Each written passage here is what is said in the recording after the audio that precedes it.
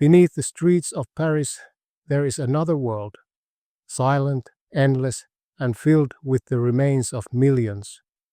It lies just below the cafes, the traffic, the light of day, a maze of tunnels, chambers, and corridors stretching for hundreds of miles, carved into the limestone that built the city above. They call it the Catacombs of Paris. For most who walk the city, it's easy to forget what lies below. You can cross a busy street and, without knowing it, pass directly over a mountain of bones. Over 6 million people rest in those tunnels, stacked neatly along the walls, skulls arranged in perfect rows, femurs piled like bricks. It is not a cemetery in the usual sense. It is a city of the dead. And it has been waiting in silence for more than 2 centuries. The story begins not with death, but with stone. Long before the catacombs held bones, the tunnels were quarries, the underground heart of medieval Paris. For centuries, workers dug limestone from beneath the city to build cathedrals, palaces, bridges, and homes. The very stones that formed Notre Dame and the Louvre were pulled from the earth below the city. As Paris grew, the quarries spread. Tunnels branched and multiplied, stretching in all directions, often without maps or oversight. By the 1700s, there were hundreds of miles of hollow corridors beneath the capital, some deep and stable, others dangerously close to the surface. Entire neighborhoods were unknowingly built atop thin ceilings of limestone, and then the ground began to collapse. In 1774, the streets of Paris literally caved in. In one neighborhood, a section of road opened suddenly, swallowing houses and people whole. It was a disaster, terrifying, but also revealing. Beneath the city was a labyrinth no one fully understood. At the same time, above ground, Paris faced another kind of crisis, death itself. The city's cemeteries had become grotesquely overcrowded. The largest, the Cemetery of the Innocents, had been used for centuries and held more bodies than the living city could bear. Graves were stacked upon graves. Walls bulged from the pressure of bones. The smell of decay drifted through nearby streets, seeping into homes and shops. Diseases spread. Merchants complained that milk and wine spoiled faster because of the stench. The living were literally choking on the dead. Something had to be done. And so, the two problems, the unstable quarries below and the overflowing cemeteries above, were solved with a single chilling idea. The city decided to move its dead underground. It was a decision born of logic, but it became something else entirely.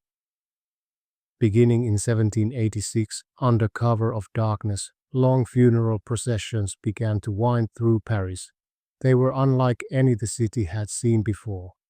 There were no priests, no mourners, no music, just carts filled with bones. Night after night, they moved slowly through the streets, draped in black cloth, guarded by lanterns, bound for the quarries. Workers descended into the tunnels, guided by flickering torchlight, and began stacking the remains in careful order. They placed skulls and femurs along the walls, creating symmetrical, almost artistic patterns. Behind them, they filled the empty spaces with the smaller bones.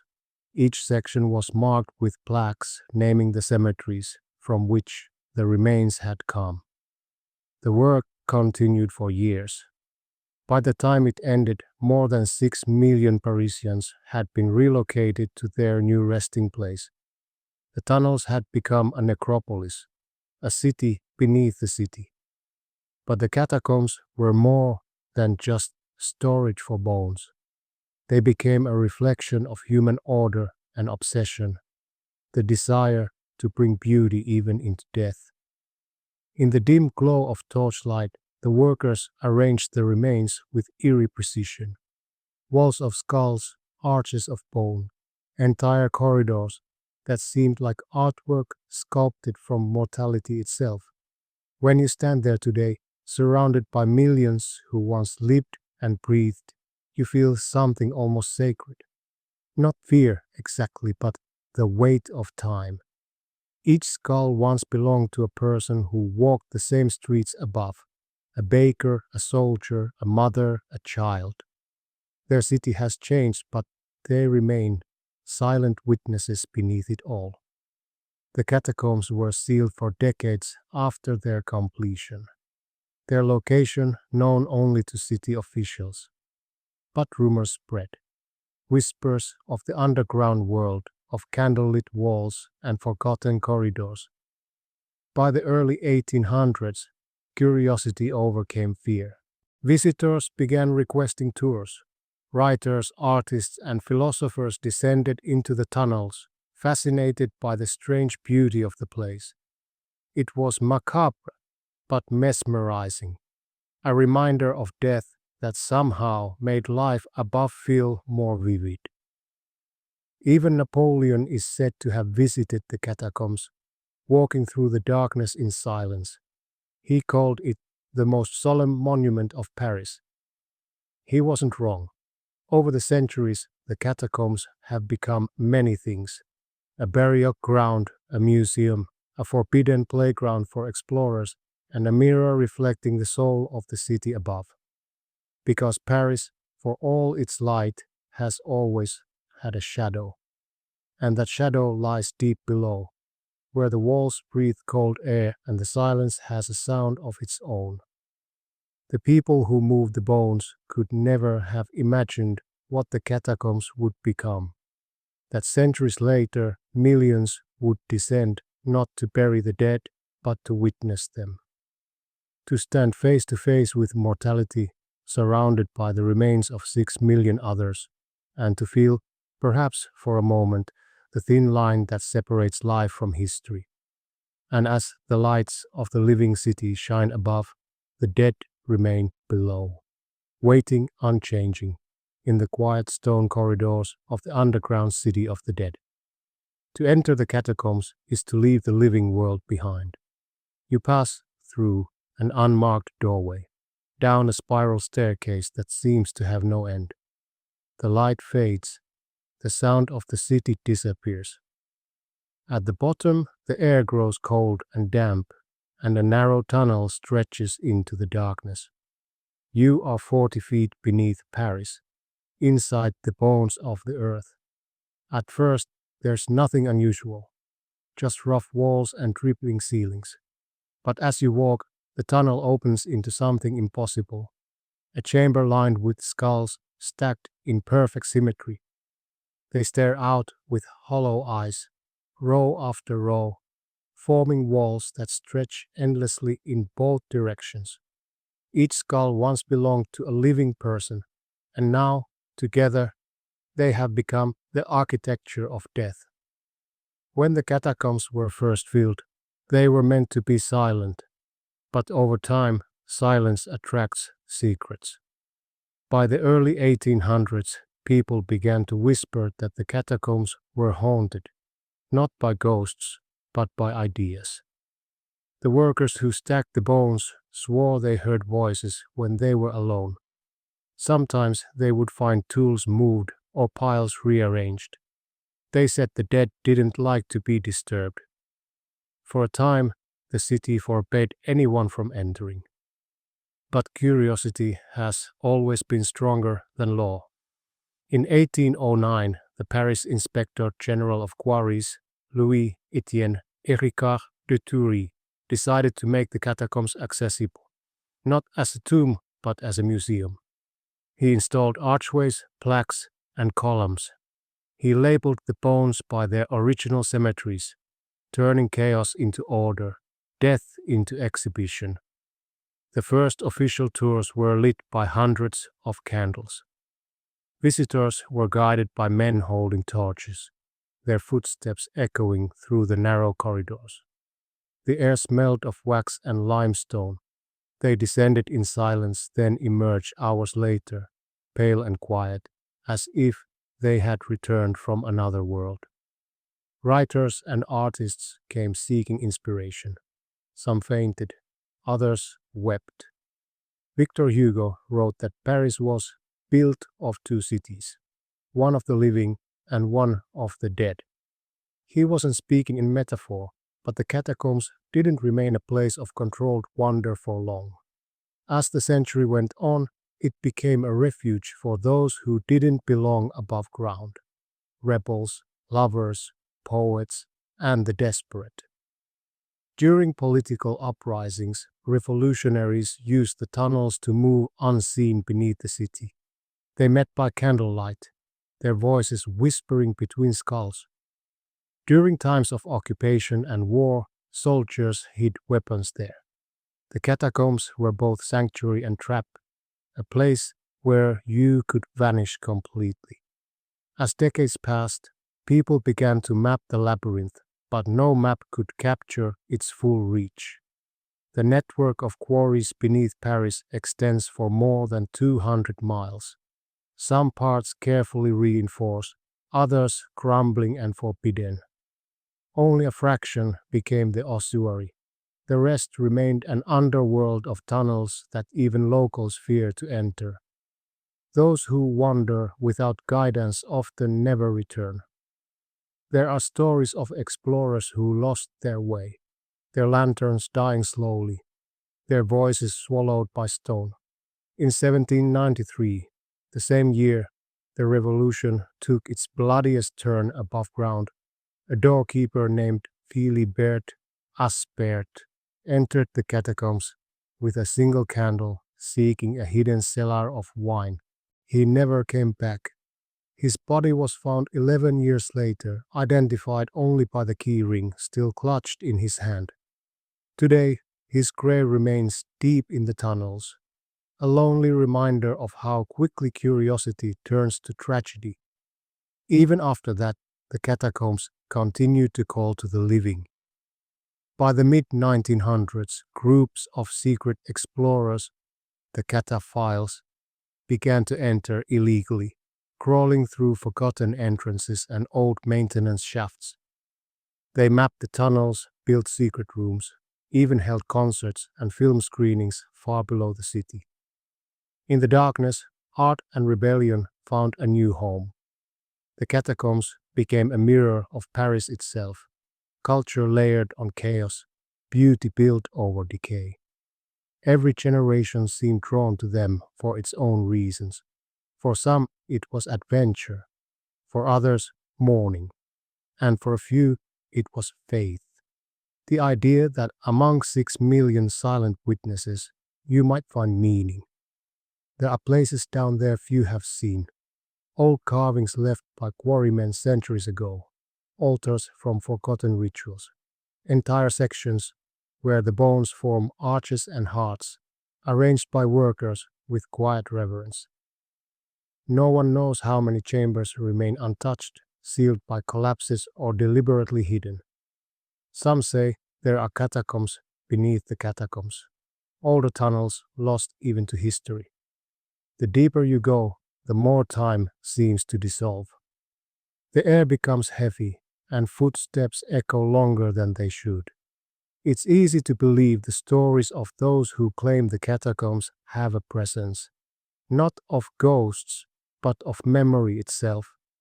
Every sound, every whisper feels amplified by the bones that line the walls, as if the dead are listening. When you return to the surface, the light feels strange, almost too bright. You look at the city differently, the cafes, the music, the laughter, because you've seen what lies beneath. You walk through a place where 6 million lives still rest, where silence is thicker than air. And once you've descended into the catacombs, part of you never fully comes back. For centuries, the catacombs remained hidden in plain sight, a quiet shadow under the city of light. But no matter how many walls were sealed or maps locked away, Paris has never been able to keep its underworld secret for long. The official ossuary, open to tourists today, is only a fraction of what lies below. Beyond its gates stretch hundreds of miles of uncharted tunnels, an invisible city beneath the street. Most Parisians never think about them. Some do, and they cannot stop thinking about them. The French call these people cataphiles, lovers of the underworld. They slip through forgotten doors, climb through drains, crawl through manholes at midnight, and descend into a place where no map is reliable. Armed with headlamps, ropes, and courage, they move silently through corridors built before their great grandparents were born. The catacombs are illegal to enter, but that has only made them more alive. Some explorers come for adventure, others for peace. Many say it feels like leaving the surface world behind. No noise, no time, just endless tunnels that lead wherever you dare to go. Inside, the rules of Paris no longer apply. Down there you are anonymous, just another soul moving through the dark. Graffiti appears on the walls, dated decades apart, each generation leaving a trace of its passage. Names, poems, coordinates, strange symbols that only other cataphiles understand. Every tunnel tells a different story. Some open into old quarry chambers supported by ancient pillars, carved with Roman numerals by the workers who once mined the limestone. Others narrow until you must crawl on your stomach through cold mud. Then, suddenly, you find yourself standing in a hidden cathedral of stone, its walls carved into shapes no one can explain. In one chamber, explorers discovered a perfect miniature castle sculpted from limestone, complete with turrets, windows, and tiny staircases. It was carved in the 18th century by a quarryman who had fought in Spain and returned to Paris to dig. He worked by candlelight, carving the memory of a fortress he would never see again. A year later, the tunnel collapsed and killed him. When the catacombs were rediscovered, his underground castle was still there untouched, like a message frozen in time. Farther in, there are rooms that defy reason, old masonry sealed by the city, behind which no one knows what lies.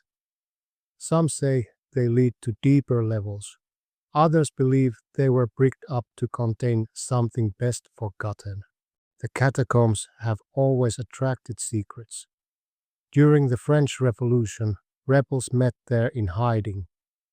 During World War II, members of the resistance used the tunnels to move unseen beneath Nazi patrols.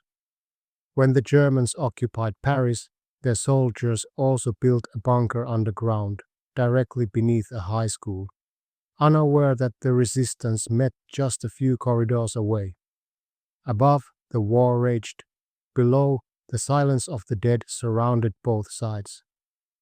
After the war, the catacombs fell quiet again, but not for long.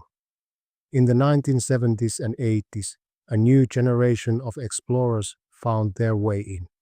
They built secret maps, passed along hidden entrances, and began to transform the underground world into something entirely new. They painted murals, built furniture from old stones, even created secret cinemas powered by car batteries. Whole communities formed in the dark. Artists, philosophers, dreamers. For them, the catacombs weren't a tomb. They were freedom, a place without surveillance or rules, where time stood still and life could be reinvented. The authorities called them criminals.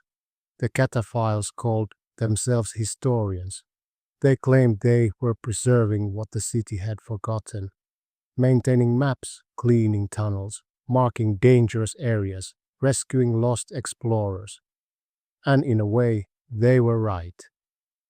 In 2004, police discovered an entire underground cinema hidden deep beneath the Trocadero. It had a large screen, rows of chairs, and a bar stocked with wine. There were film reels, electricity, even a restaurant next door. The police sealed the entrance. When they returned a few days later, everything was gone. The chairs, the projector, even the wiring. Only a note remained. Do not try to find us. The catacombs had once again swallowed their own secret. Today, the cataphile movement continues quietly. Entrances are guarded, maps are shared in whispers, and initiation often involves a journey deep into the tunnels to prove respect, not bravery. They see themselves as caretakers of a world the city has abandoned.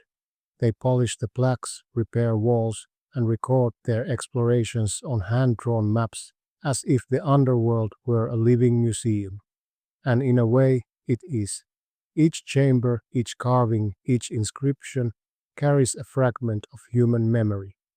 The bones are not alone.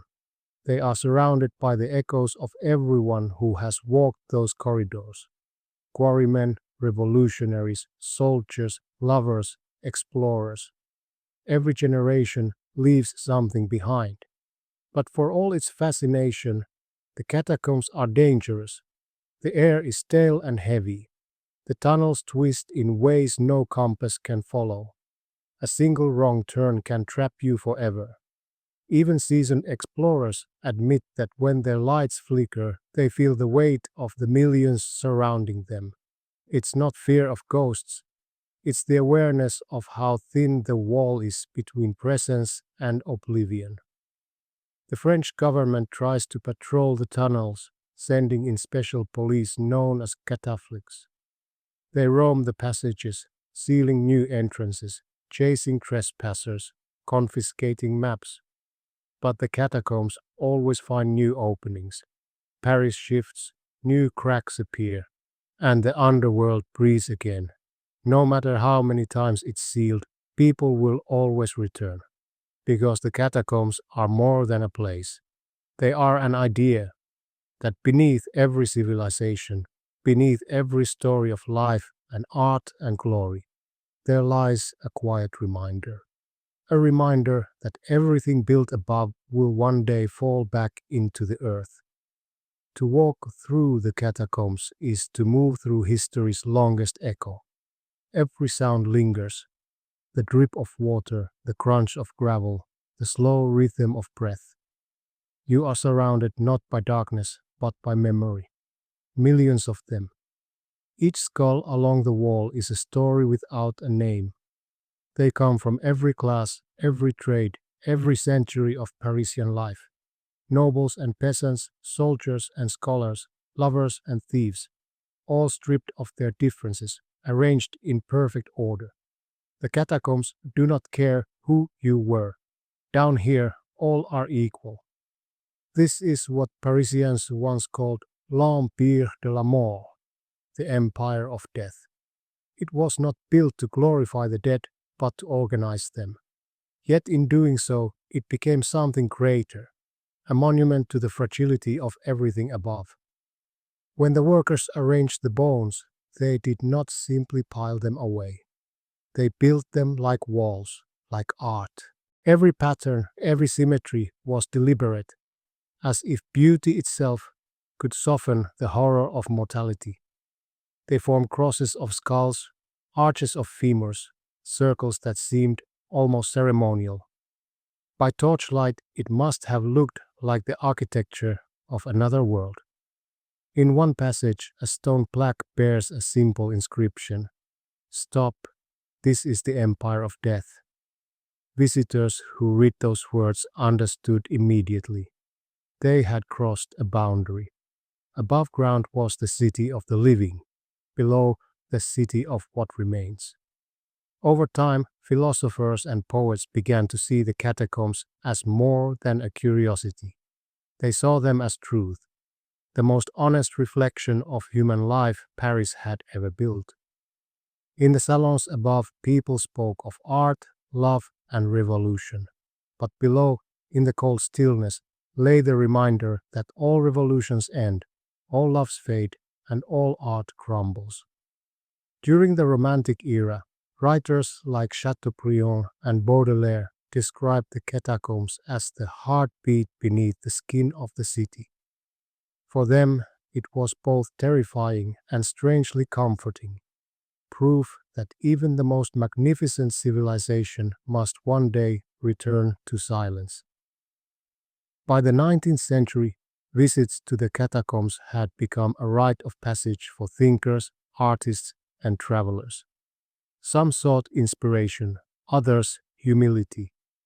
They walked for hours among the dead, emerging pale and quiet, as if the tunnels had taken something from them or given them something they didn't yet understand. There is something undeniably human in our fascination with death, and nowhere is that more visible than here. The catacombs are not morbid, they are intimate. They show death not as an end, but as part of the same design that builds cathedrals and streets. The same hands that lay the city above arranged the bones below. The same stones, the same dust.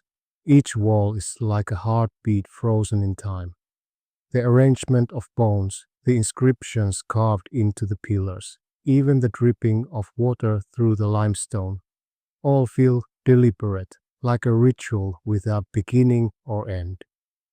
It is said that when you walk alone through the deeper tunnels, you begin to lose your sense of direction not only in space, but in time. The skulls seem to watch, but not judge. They are neither hostile nor kind, only patient. They have seen centuries pass above them, revolutions rise and fall, empires vanish, and still they remain. In a strange way, the catacombs mirror Paris itself. The city above thrives on beauty and decay, new art built over old ruins, light shining through centuries of shadow. Below, the same principle applies. The walls of bone are not reminders of horror, but of continuity. They say, you were here, you will be here again. It's this philosophy that made the catacombs more than a monument. They became a meditation, a place where Parisians came to confront what they could not speak of elsewhere. The simple, universal truth that life is temporary. During the 1800s, the catacombs even hosted occasional ceremonies. By candlelight, scholars and priests gathered to read poetry and scripture among the bones. Some called it blasphemy, others enlightenment. To stand in the empire of death was to understand the value of life more clearly. And yet, not everyone left the catacombs changed. Some came seeking thrills, to test courage, to wander through fear. They found something else, the quiet realization that courage means nothing against eternity.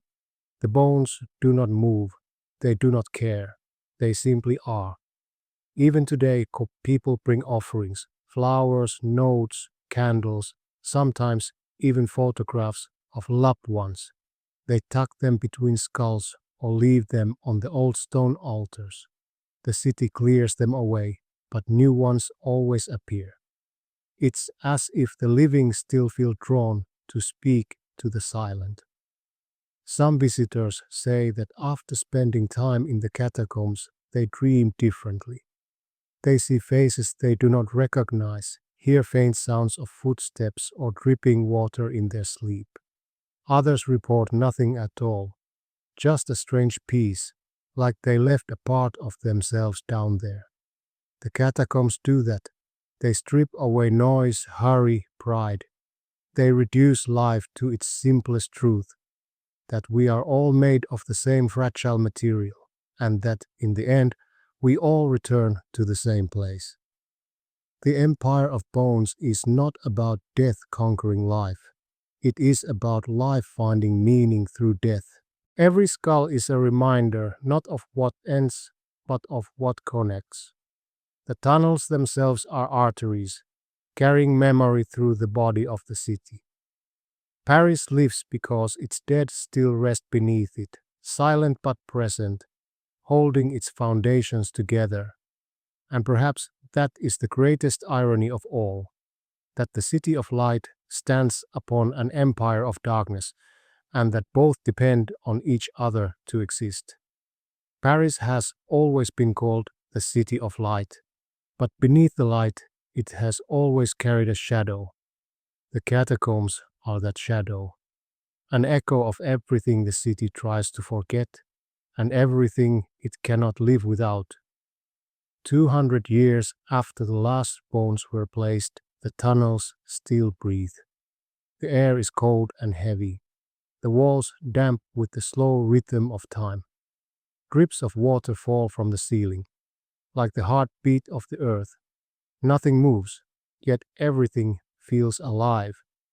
Every day, a small line of visitors winds down the narrow stairwell of the official entrance on Avenue du Colonel Henri Roll-Tanguy.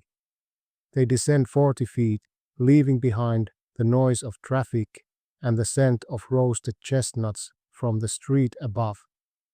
Down there, sound changes. It becomes softer, rounder, as if the world itself were wrapped in cloth. The lights are dim, the passage twists and turns, and then, without warning, they arrive. Rows of skulls and bones arranged with impossible precision, as if death had become architecture. For most, the first reaction is silence. No one speaks. You don't need to. The catacombs do the talking. Each corridor leads to another, each chamber a new design. Crosses, hearts, columns, entire walls built from the remains of those who once lived and dreamed above. You can feel their presence, not as ghosts, but as witnesses. 6 million silent observers, watching the living pass by in awe. Some visitors describe the experience as peaceful. Others find it overwhelming. But everyone feels the same truth. The catacombs are not about death. They are about connection. Because these bones, dry, anonymous, endless, are the foundation of the city itself. Every street, every bridge, every cathedral was raised from the stone they once dug and stands today above their remains. The people of Paris quite literally walk on their own history. Over the centuries, the catacombs have survived revolutions, floods, wars, and time itself. During World War II, the resistance used them to move unseen beneath German patrols. The Germans, unaware, built their own bunker below the Lycée Montaigne. The two sides, enemy and ally, separated only by a few feet of bone and stone. Even in war, the dead kept their silence. When the war ended, Paris rebuilt again. But the catacombs stayed the same, untouched, unchanging, indifferent. Time moves differently underground. Above, empires rise and fall.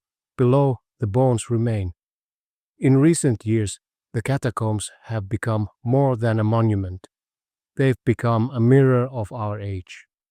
Millions visit each year, drawn not by horror but by fascination. In a world that moves too fast, the tunnels offer stillness.